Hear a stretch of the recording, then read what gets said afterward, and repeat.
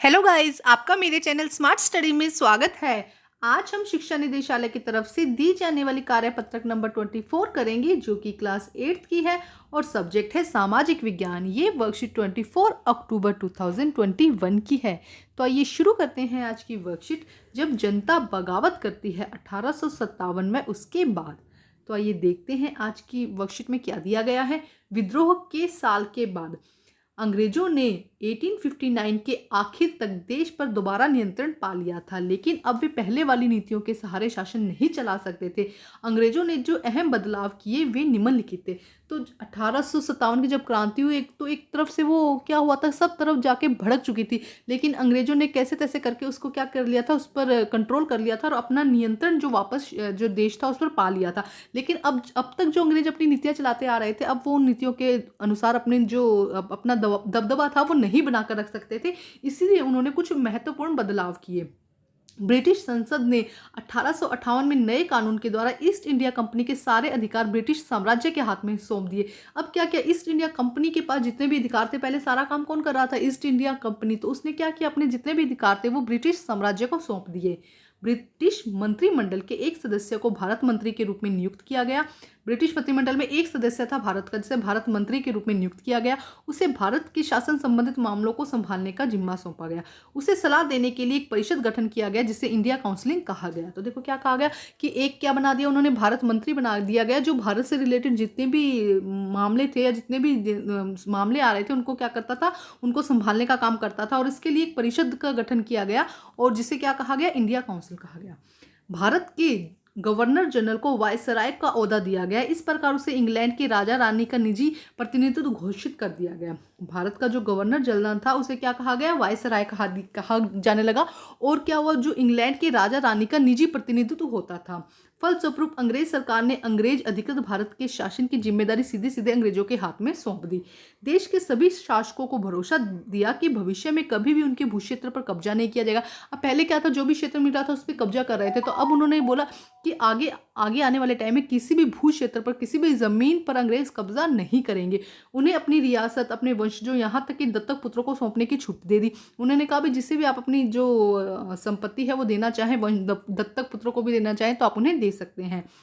लेकिन इस बात के लिए उन्हें प्रेरित किया गया कि वे ब्रिटेन की रानी को अपना अधिपति स्वीकार कर ले, मतलब मेन हेड किसको मान ले, अपनी ब्रिटेन की रानी को। इस तरह भारतीय शासकों को ब्रिटिश साम्राज्य के अधीन शासन चलाने की छूट दे दी गई। मतलब हेड तो कौन रहेंगे, ब्रिटिश रहेंगे, लेकिन अब अपने अकॉर्डिंग भी क्या साम्राज्य को चला सकते हैं। सेना ने भारतीय सिपाहियों का अनुपात कम करने और यूरोपीय सिपाहियों की संख्या को बढ़ाने का फैसला किया, क्योंकि क्या हुआ था कि सेना, जो भारतीय लोग थे उन्होंने बगावत कर दी थी ना सेना में।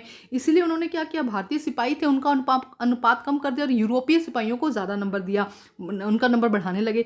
यह भी किया गया कि अवध, बिहार, मध्य भारत और दक्षिण भारत के सिपाहियों की भर्ती के बजाय गोरखा, सिखों और पठानों की भर्ती ज़्यादा होने लगी। मुसलमानों की संपत्ति और ज़मीन बड़े पैमाने पर जब्त कर ली गई। उन्हें संदेह और शत्रुता के भाव से देखा जाने लगा। अंग्रेजों को लगता था कि विद्रोह उन्होंने ही खड़ा किया। तो क्या हुआ, जो मुसलमानों की संपत्ति थी उन्हें जब्त करने लगे, लेने लगे वो। और उसके अलावा उन्हें क्या, एक शंका और शत्रुता की भावना से देखने लगे। मतलब उन्हें लगा कि जो विद्रोह हुआ था 1857 का, वो किसकी वजह से था, मुसलमानों की वजह से था। अब आगे देखो क्या कहा गया है। अंग्रेजों ने फैसला किया कि वे भारत के लोगों के धर्म और सामाजिक रीति रिवाजों का सम्मान करेंगे। अभी क्या था, वो भारत के जितने भी रीति रिवाज थे उनका सम्मान नहीं कर रहे थे, लेकिन उन्होंने तय किया कि वो भारत के जितने भी धर्म हैं उन या उनके सामाजिक जो भी रीति रिवाज हैं वो उनका क्या करेंगे, सम्मान करेंगे। भूस्वामियों और जमींदारों की रक्षा करने के लिए तथा जमीन पर उनके अधिकार को स्थायित्व देने के लिए नीतियां बनाई गई। इस प्रकार 1857 के बाद इतिहास, एक नया चरण शुरू हो गया इतिहास का। अब क्या था, अब जो ब्रिटिश थी वो समझ चुकी थी कि किस तरह से शासन करना है। मतलब हम दबदबा तो बना के रखें, लेकिन इसमें थोड़ी सी वहाँ की भी सहमति चाहिए, मतलब रजामंदी से काम हो सकता है। पहले क्या था, सिर्फ टॉर्चर किया जा रहा था, फोर्सफुली काम किया जा रहा था, लेकिन अब क्या किया, रजामंदी के साथ काम करना शुरू किया। तो अब इसके कुछ क्वेश्चन दिए गए हैं जिनको हम सॉल्व करते हैं। क्वेश्चन नंबर 1 देखते हैं हम।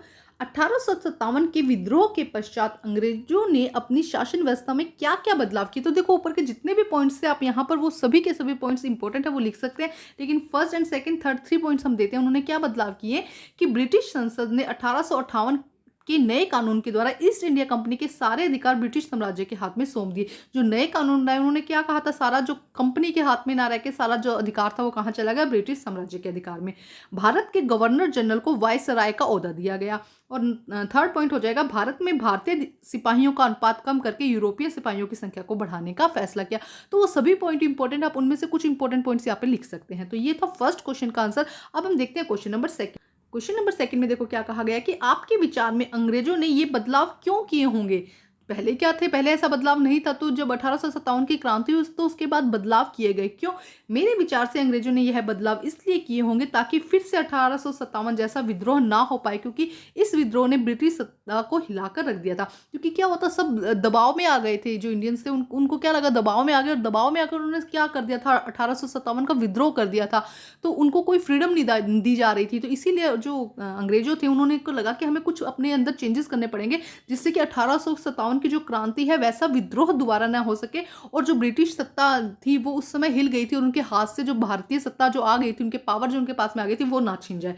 तो ये इसमें क्या है, अपने विचार लिखने हैं। तो आप यहाँ पे अगर आपको कुछ और विचार लगता है तो वो भी यहाँ पर आप लिख सकते हैं। अब देखते हैं प्रश्न नंबर 3। प्रश्न नंबर 3 में देखिए, 1857 के पश्चात सेना में क्या क्या बदलाव किए गए थे। क्या क्या बदलाव किए गए थे?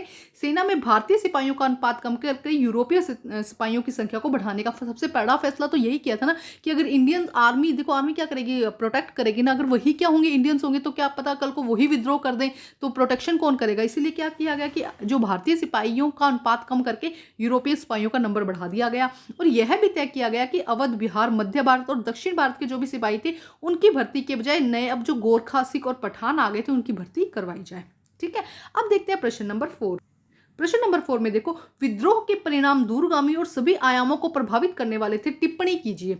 जो विद्रोह के प्रभाव थे सभी आयामों को प्रभावित करने वाले थे। देखो क्या कहा गया, अंग्रेजों ने 1849 के अधिकार के तक देश पर दोबारा नियंत्रण ले लिया था, लेकिन अब वे पहले वाली नीतियों के सहारे नहीं चला सकते थे। मतलब क्या परिणाम हुए थे, क्योंकि अब वो पहले के, अब जितने भी उनके नियम थे या जो पहले कानून वो बनाए थे, अब उनको उसमें चेंजेस करने थे। देश के सभी शासकों को भरोसा दिया गया कि भविष्य में वे कभी भी उनके भूक्षेत्र पर कब्जा नहीं करेंगे। और इसके अलावा अपने वंशज, यहाँ तक कि वे दत्तक पुत्रों को अपनी जो भी संपत्ति थी वो दत्तक पुत्रों को सौंपने की छूट दे दी गई। अंग्रेजों ने ये फैसला किया कि वे भारत के लोगों के धर्म और सामाजिक रीति रिवाज का सम्मान करेंगे। तो ये क्या थे, उसके दूरगामी परिणाम थे ना, कि क्या उससे रिजल्ट क्या निकला। एक तो ये कभी एक बार तो नियंत्रण उन्होंने पा तो लिया, लेकिन सेकंड क्या कहा कि वो किसी भी जो भू क्षेत्र है उस पर कब्जा नहीं करेंगे, और जो भारतीय सामाजिक जो परंपराएं हैं उनका वो क्या करेंगे, सम्मान करेंगे। तो ये थी हमारी आज की चैप्टर की वर्कशीट को कंप्लीट करके अपने टीचर को ज़रूर चेक करवाइए, और प्लीज़ मेरे चैनल को लाइक कीजिए, सब्सक्राइब कीजिए और शेयर कीजिए। Thank you guys. इस चैप्टर से रिलेटेड आपकी जो असेसमेंट आई है वो इसी चैप्टर से रिलेटेड आई है, और यहीं से बहुत सारे क्वेश्चंस भी आए हैं। इसीलिए आप वर्कशीट को अच्छे से समझा कीजिए, जिससे कि जो असेसमेंट वर्कशीट है वो आपके लिए करनी आसान हो जाए। जैसे कि बहुत सारे क्वेश्चन जो असेसमेंट वर्कशीट के हैं वो आपको इसी वर्कशीट से पूछे जाएंगे या पिछली वर्कशीट से पूछे जाएंगे। इसलिए आप अच्छे से वर्कशीट को समझ लीजिए। तो वर्कशीट को कंप्लीट करके अपने टीचर को ज़रूर चेक करवाइए, और प्लीज़ मेरे चैनल को लाइक कीजिए, सब्सक्राइब कीजिए और शेयर कीजिए। Thank you.